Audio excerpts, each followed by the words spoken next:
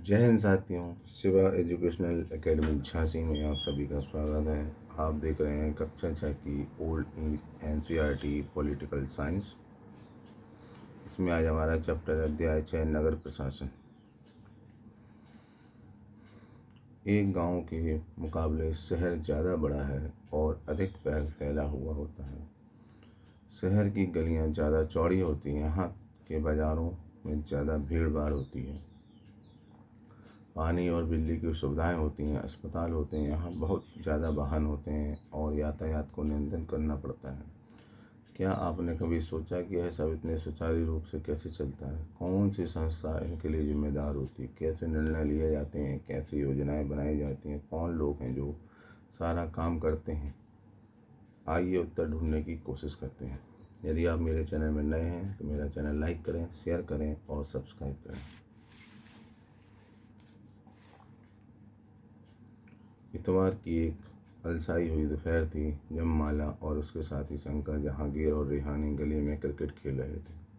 शंकर ने बड़ा अच्छा ओवर फेंका था और रेहाना आउट होते होते बची थी। रेहाना के आउट न होने से शंकर हताश हो रहा था, इसलिए उससे इस उम्मीद से कि वह कैच आउट हो जाएगी एक शॉर्ट बॉल फेंक दी।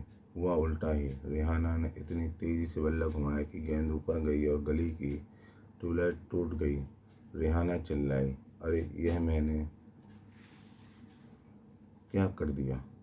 तो शंकर तपाक से बोला, अरे हम यह नियम बनाना भूल गए थे कि अगर तुम्हारी गेंद गली की ट्यूबलाइट टूट जाएगी तो तुम आउट मानी जाओगे। तीनों ने ही तब शंकर को विकेट की चिंता छोड़ने के लिए कहा, क्योंकि जो हुआ वे उसके बारे में ज़्यादा चिंतित और परेशान हो रहे थे। पिछले हफ्ते उनसे निर्मला मौसी की खिड़की टूट गई थी, जिसको बदलने के लिए अपने जेब खर्च से पैसे देने पड़े थे। क्या अब दोबारा जेब खर्च में से पैसे देने पड़ेंगे? और ये पैसे देंगे किसको? गली की ट्यूबलाइट बदलता कौन है? माला का घर सबसे पास था। चारों भागकर माला के घर गए और उसकी माँ को सब कुछ बता दिया। सारी बात सुनकर माँ ने कहा कि उन्हें इस बारे में कुछ खास तो पता नहीं, बस यही मालूम है कि यह नगर निगम की जिम्मेदारी होती है। उन्होंने सुझाया, यास्मीन खाला से पूछना चाहिए, वे हाल ही में नगर निगम से सेवानिवृत्त हुई हैं। जाओ उनसे पूछ लो, और माला तुम जल्दी घर वापस आना। यास्मीन खाला उसी गली में रहती थी और माला की माँ से उनकी बहुत अच्छी दोस्ती थी। चारों दौड़कर खाला के घर पहुंचे और जैसे ही उन्होंने दरवाज़ा खोला वे एक साथ पूरा किस्सा सुनाने लगे। उनका सवाल सुनकर यास्मीन खाला बड़े ज़ोर से हंस पड़ी और बोली, कोई एक व्यक्ति नहीं है जिसको तुम पैसा दे सकते हो। एक बड़ी संस्था होती है जिसको नगर निगम कहते हैं। यह सड़कों पर रोशनी की व्यवस्था, कूड़ा इकट्ठे करने, पानी की सुविधा उपलब्ध कराने और सड़कों व बाज़ारों की सफाई का काम करती हैं। माला बोली, हाँ हाँ, मैंने नगर निगम के बारे में सुना है। मेरे शहर में बोर्ड देखें जो नगर निगम द्वारा लोगों को मलेरिया के बारे में बताने के लिए लगाए जाते हैं। खाला बोली, तुम बिल्कुल सही कह रही हो। नगर निगम का काम यह सुनिश्चित करना भी है कि शहर में बीमारियां ना फैलें। यह स्कूल स्थापित करता है और उन्हें चलाता है। शहर में दवाखाने और अस्पताल चलाता है। यह बाग बगीचों का रख रखाव भी करता है। और उन्होंने आगे जोड़ा, हमारा पुणे शहर बहुत ही बड़ा शहर है और यहाँ नगर प्रशासन चलाने वाले संस्थान को नगर निगम कहते हैं। छोटे कस्बों में इसे नगर पालिका कहते हैं। निगम पार्षद एवं प्रशासनिक अधिकारी। यास्मीन खाला, मुझे बड़ी उत्सुकता हो रही है कि यह फैसला लेता कौन है कि पार्क कहाँ बनाया जाए। जब आप नगर निगम में काम करती थी तो क्या ऐसे मज़ेदार निर्णय भी लेने पड़ते थे? रेहाना ने पूछा। खाला ने जवाब दिया, नहीं रेहाना, मैं तो निगम के लेखा विभाग अकाउंट में थी, बस लोगों की मासिक तनख्वाह की पर्चियाँ बनाती थी। चूँकि शहर का आकार बहुत बड़ा होता है, इसलिए नगर निगम को कई निर्णय लेने होते हैं। इसी तरह शहर को साफ रखने के लिए बहुत काम करना पड़ता है। ज़्यादातर निगम पार्षद यह निर्णय लेते हैं। अस्पताल या पार्क कहाँ बनेगा? शहर को अलग अलग वार्डों में बांटा जाता है और हर वार्ड में एक पार्षद का चुनाव होता है। नगर निगम के कुछ निर्णय ऐसे होते हैं जो सारे शहर को प्रभावित करते हैं। ऐसे जटिल निर्णय पार्षदों के समूह द्वारा लिए जाते हैं। कुछ पार्षद मिलकर समितियां बनाते हैं जो विभिन्न मुद्दों पर विचार विमर्श करके निर्णय लेती है। उदाहरण स्वरूप, एक बस स्टैंड को बेहतर बनाना है या किसी भी भीड़ वाले बाजार का कचरा ज़्यादा नियमित रूप से साफ करना है या फिर शहर के मुख्य नाले की सफाई होनी है। पार्षदों की समितियां ही पानी, कचरा जमा करने और सड़कों पर रोशनी आदि की व्यवस्था करती है। जब एक वार्ड के अंदर की समस्या होती है तो वार्ड के लोग पार्षद के संपर्क करते हैं। उदाहरण के लिए, अगर बिजली के खतरनाक तार लटक कर नीचे आ जाएं तो स्थानीय पार्षद बिजली विभाग के अधिकारियों से बात करने में मदद कर सकते हैं। जहां पार्षदों की समितियां एवं पार्षद विभिन्न मुद्दों पर निर्णय लेने का काम करते हैं, वहीं उन्हें लागू करने का काम आयुक्त, कमिश्नर और प्रशासनिक कर्मचारी करते हैं। आयुक्त और प्रशासनिक कर्मचारियों की सरकार द्वारा नियुक्ति की जाती है, जबकि पार्षद निर्वाचित होते हैं। तो नगर निगम में ये निर्णय लिए कैसे जाते हैं? रेहाना ने पूछा। यह कभी सोचना बंद ही नहीं करती, बच्चों के सवालों से खुश होते हुए यास्मीन खाला ने जवाब दिया। सारे वार्डों के पार्षद मिलते हैं और सबकी सम्मिलित राय से एक बजट बनाया जाता है। उसी बजट के अनुसार पैसा खर्च किया जाता है। पार्षद यह प्रयास करते हैं कि उनके वार्ड की विशिष्ट जरूरतों परिषद के सामने रखी जा सके। फिर ये निर्णय प्रशासनिक कर्मचारियों द्वारा क्रियान्वित किए जाते हैं। खाला बड़ी खुश थी क्योंकि किसी बड़े व्यक्ति ने आज तक उनके काम के बारे में पूछा नहीं था। बच्चों के सवालों में उन्हें अपने अनुभव बांटने का एक मौका दिया था। नगर निगम का पैसा कहाँ से मिलता है?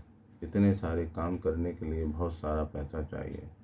निगम यह राशि अलग अलग तरीकों से इकट्ठा करता है। इस राशि का बड़ा भाग लोगों द्वारा दिए गए कर, टैक्स से आता है। वह कर राशि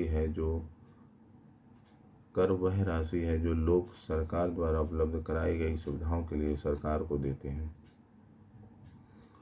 जिन लोगों के अपने घर होते हैं उन्हें संपत्ति कर देना होता है और साथ ही पानी एवं अन्य सुविधाओं के लिए भी कर देना होता है। जितना बड़ा घर उतना ज़्यादा कर। निगम के पास जितना पैसा आता है उसमें संपत्ति कर से केवल 25 से 30% पैसा ही आता है। शिक्षा पर भी कर लगता है। अगर आप किसी दुकान या होटल के मालिक हैं तो उस पर भी कर देना पड़ता है। अगली बार जब आप सिनेमा हॉल जाएंगे तो टिकट पर ध्यान से देखिएगा। हमें मनोरंजन के लिए भी कर देना पड़ता है। इसी तरह अमीर लोग संपत्ति कर देते हैं, वहीं जनसंख्या का एक बड़ा हिस्सा सामान्य तरह के कर अधिक देता है।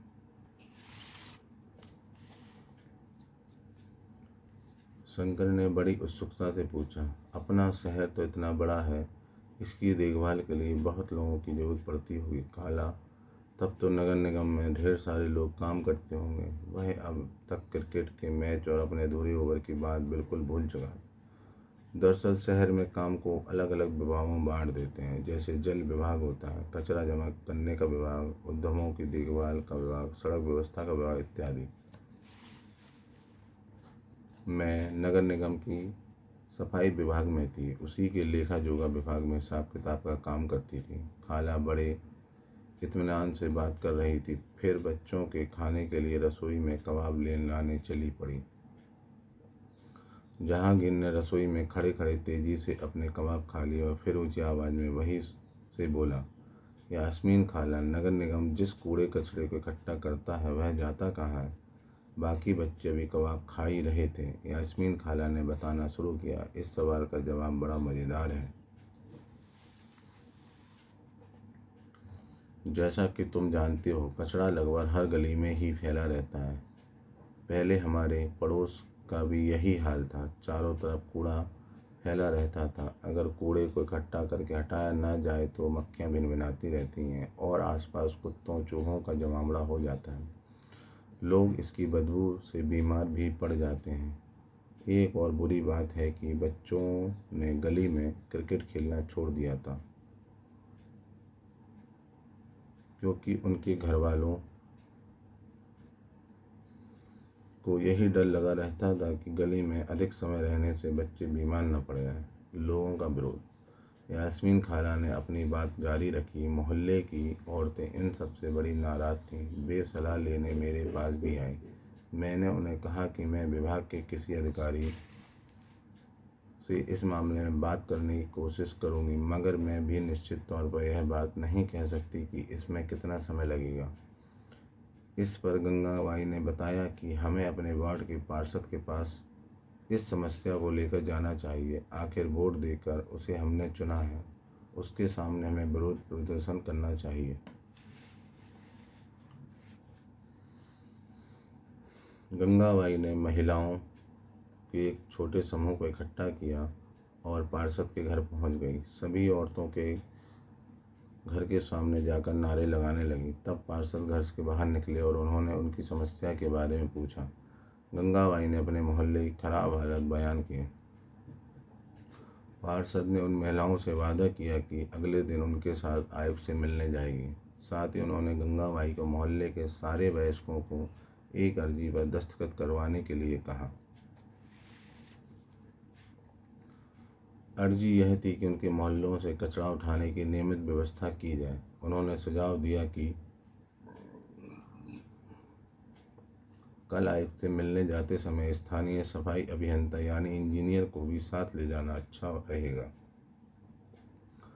इससे फ़ायदा होगा क्योंकि सफाई अभियंता भी आयुक्त को बता सकेगा कि हालत कितनी ख़राब है। उस दिन पूरी शाम बच्चे घर का चक्कर लगाते रहे ताकि अर्जी पर ज़्यादा से ज़्यादा परिवार के लोगों के दस्तखत लिए जा सकें। अगली सुबह बहुत बड़ी संख्या में महिलाएं पार्षद और सफाई अभियंता के साथ नगर निगम के दफ्तर गईं। आयुक्त पूरे समूह से मिले, पर वे बहाना बनाने लगे कि नगर निगम के पास पर्याप्त संख्या में ट्रक उपलब्ध नहीं है। गंगाबाई ने तपाक से कहा, लेकिन लगता है कि आपके पास अमीर इलाकों में कचरा उठाने के लिए पूरे ट्रक हैं। जहांगीर ने झट से कहा, इससे आयुक्त का तो मुंह ही बंद हो गया होगा, और नहीं तो क्या। उसने फ़ौरन इंतजाम करने के लिए कहा। यास्मीन खाला ने बताया, गंगाबाई ने आयुक्त की चेतावनी दी कि अगर 2 दिन के अंदर काम नहीं हुआ तो नगर निगम के सामने बहुत बड़ी संख्या में महिलाएं धरने पर बैठ जाएंगी। खाला के सेवानिवृत्त होने के बाद से क्या क्या बदला है। यास्मीन खाला ने बच्चों को जो नहीं बताया वह यह है कि हाल ही के समय में पैसा बचाने के लिए नगर निगमों ने कचरा उठाने और उसे ठिकाने लगाने के लिए निजी ठेकेदार रख लिए। उनको निजीकरण कहते हैं। इसका मतलब है कि जो काम पहले सरकारी कर्मचारी करते थे वे काम अब निजी कंपनियां करती हैं।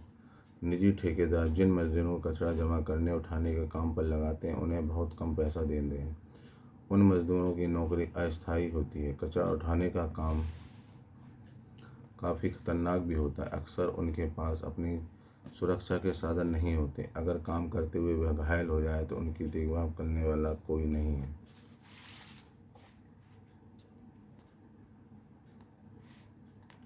तो क्या गलियां की सफाई हो गई? रेहाना ने झट से पूछा, जो कभी चीज़ों को अधूरा नहीं छोड़ती थी। 2 दिन तक कुछ भी नहीं हुआ।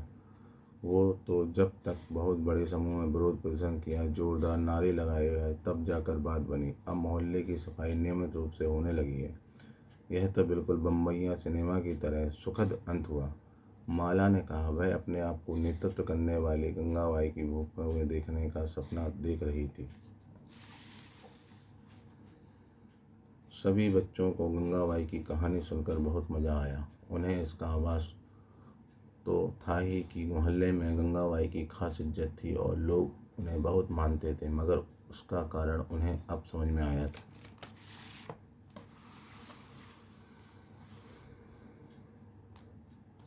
बच्चों ने खाला को शुक्रिया अदा किया और जाने के लिए उठ खड़े हुए। जाते जाते रेहाना ने कहा, खाला बस एक आखिरी सवाल और, घर पर अभी भी जो कूड़ेदान है वो भी गंगाबाई का सुझाव था?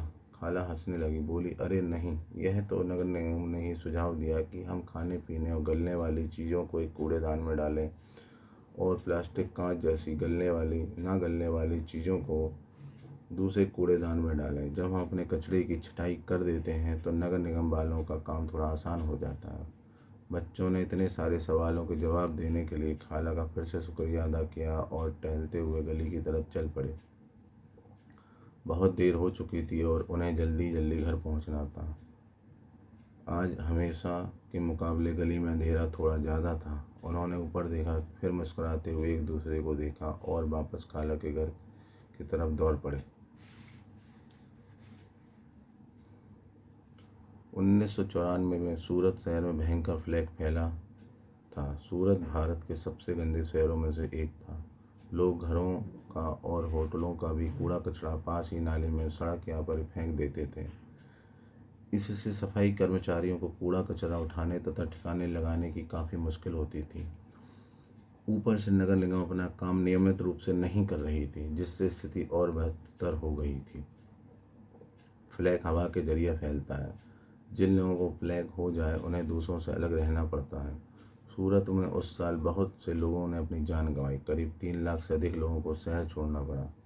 फ्लैग के डर से यह अनिवार्य कर दिया गया कि नगर निगम मुस्तैदी से काम करे। सारे शहर की अच्छी तरह से सफाई हुई। आज की तारीख में चंडीगढ़ के बाद भारत के सबसे साफ शहरों में दूसरा स्थान सूरत का है। Thank you.